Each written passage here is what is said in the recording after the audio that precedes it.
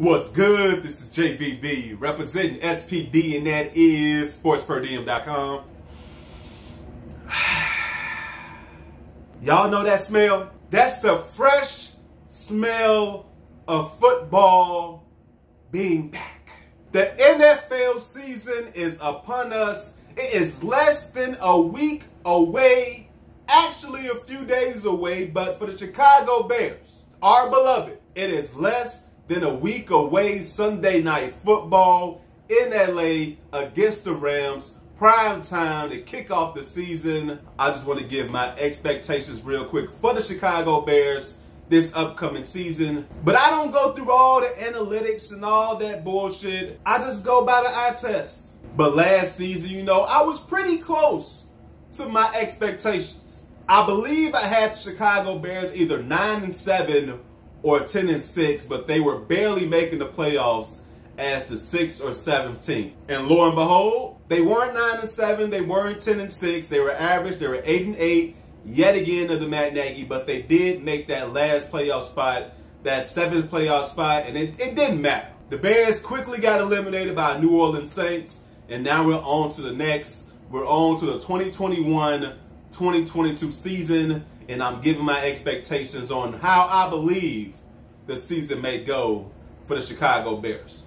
So offensively, this is going to be the first time I talk about the Chicago Bears offense, and I'm not saying the biggest question is at the quarterback position.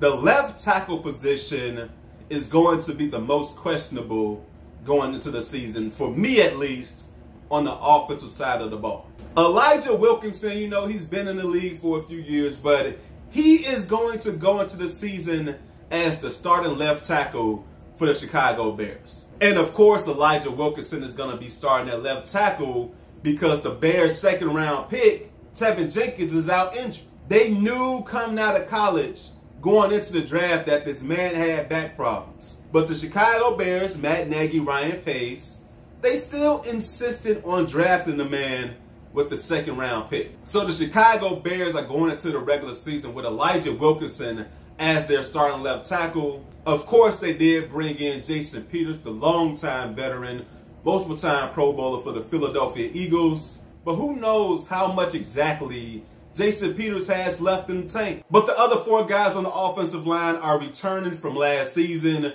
Jermaine Ifedi, James Daniels, Sam Mustipher, and of course the veteran Cody Whitehair. So to me, the left tackle position is the biggest question mark for the Chicago Bears on the offensive side of the ball. Now, the Bears also added a few weapons on the offensive side of the ball. Of course, at the running back position, behind David Montgomery, they brought in Damian Williams. They also get Tariq Cohen back. They draft Khalil Herbert. And at the wide receiver position, they traded away Anthony Miller to Houston, and that was not surprising. And then they cut Javon Wims and Riley Ridley, and that was also not surprising, at least to me. They already had brought in Marquise Goodwin and Damiere Byrd, and now they just brought in Rashad Perriman. So spots at the receiver position were going to be sparse for guys like Riley Ridley and Javon Wims to keep their jobs. But in doing that at the receiver position, the Chicago Bears have now gotten faster to go along with a burner like Darnell Mooney going into his second season.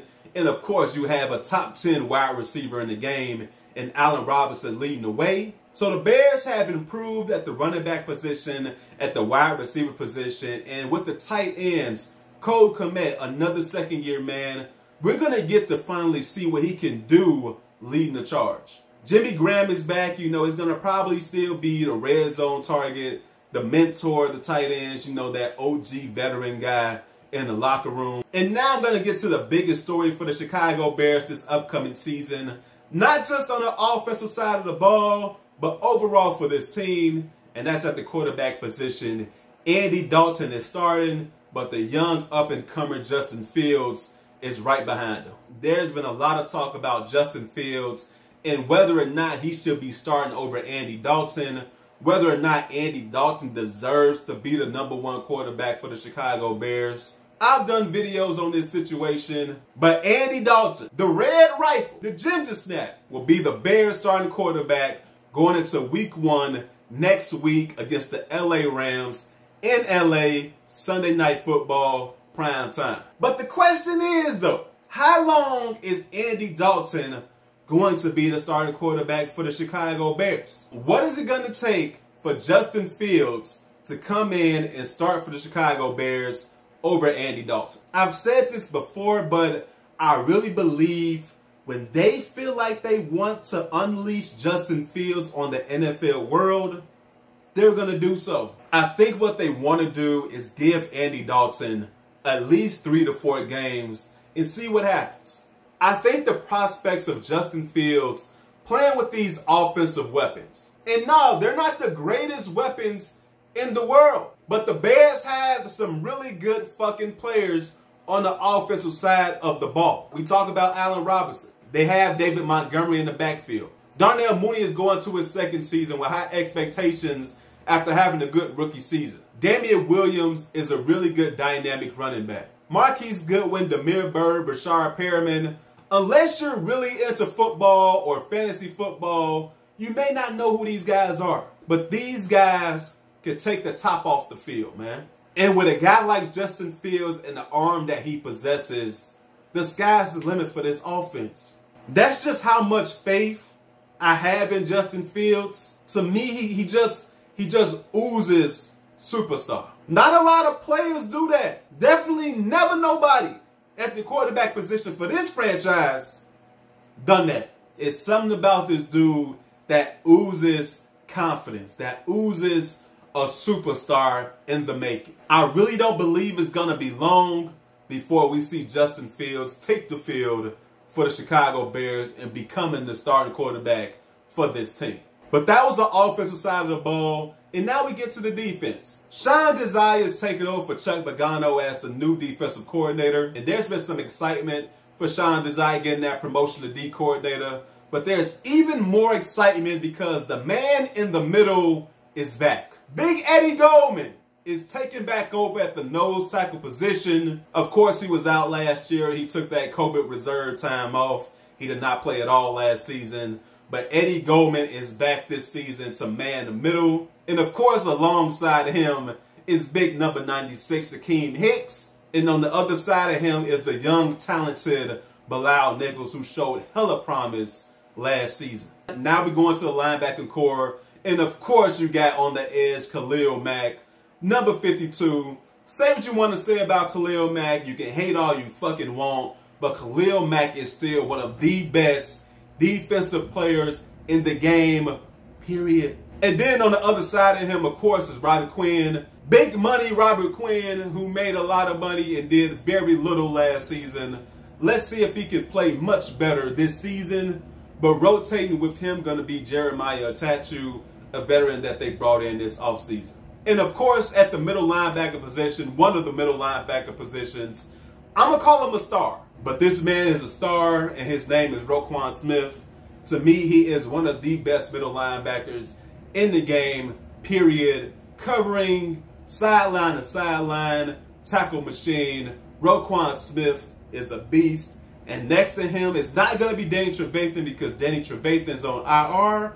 And maybe that's a good thing. Taking Danny Trevathan's spot, at least for these first few games, is going to be Alec Overtree and the old Chicago Bears linebacker, Christian Jones, who's returned to Chicago. My biggest question on the defensive side of the ball is going to come on the next level. The last line of defense for the Chicago Bears, and that's the secondary. They bring back the familiar faces at the safety position. Of course, Eddie Jackson.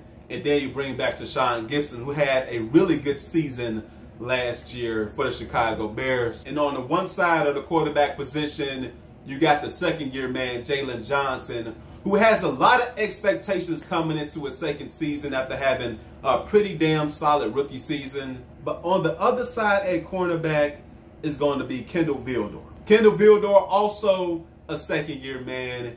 He played pretty solid when he got the call, when he came into games. But how can Kendall Vildor hold up for a 17-game season at the other cornerback position? Like I said, he showed promise last season, but there's still a lot to be proven for Kendall Vildor at that other starting cornerback position. So there's a lot of questions going into this season yet again for our beloved Chicago Bears. 17-game season this year. The Bears have one of the more difficult schedules on paper this season. And again, that's on paper. Who fucking knows what's going to happen with all these other teams during the season? Some teams may be better than they're supposed to be, and some teams may be worse than they're supposed to be. You just don't know in football. You know, you just don't know in sports. Crazy shit happens all the fucking time. With that being said, my record for the Chicago Bears this upcoming 2021-2022 season is going to be 10-7. Yes, I know I'm a Bears fan, and yes, I know I might be biased in that record, but hear me out real quick. Defensively, the Chicago Bears are not a top 5 defense. We all should know that. But to me, they still are a fringe top 10 defense. They're definitely a top half defense in the NFL. My biggest thing is actually on the offensive side of the ball. I believe with the additions the Bears have made on the offensive side of the ball, the Bears are going to be a lot better than what a lot of people may think offensively this upcoming season. But I'm really believing in Justin Fields. I believe Justin Fields is going to eventually take over for this Bears team, and he is going to be a really good quarterback in this league. But I believe Justin Fields, just like what happened on draft day when the Bears drafted Fields, it infused life into this franchise. It infused life back into this fan base. I think when Justin Fields get on the field for the first time, he starts for the first time, it's going to infuse life into these players. It's going to infuse life into the guys on the offensive side of the ball, of course, but also on the defensive side of the ball as well. And I believe that is what's going to help this Bears team be a playoff team for the 2021-2022 season. If you guys believe my expectations are too high for this upcoming season, or they're too low, or maybe you feel the same way, you know, let me know down below in the comment section. I appreciate you guys watching this video, but I'm out. Like the video and share the video, and do not forget to subscribe to the channel. Y'all enjoy y'all Labor Day weekend, but until next time, take it easy. God bless. Peace. Bear down, baby.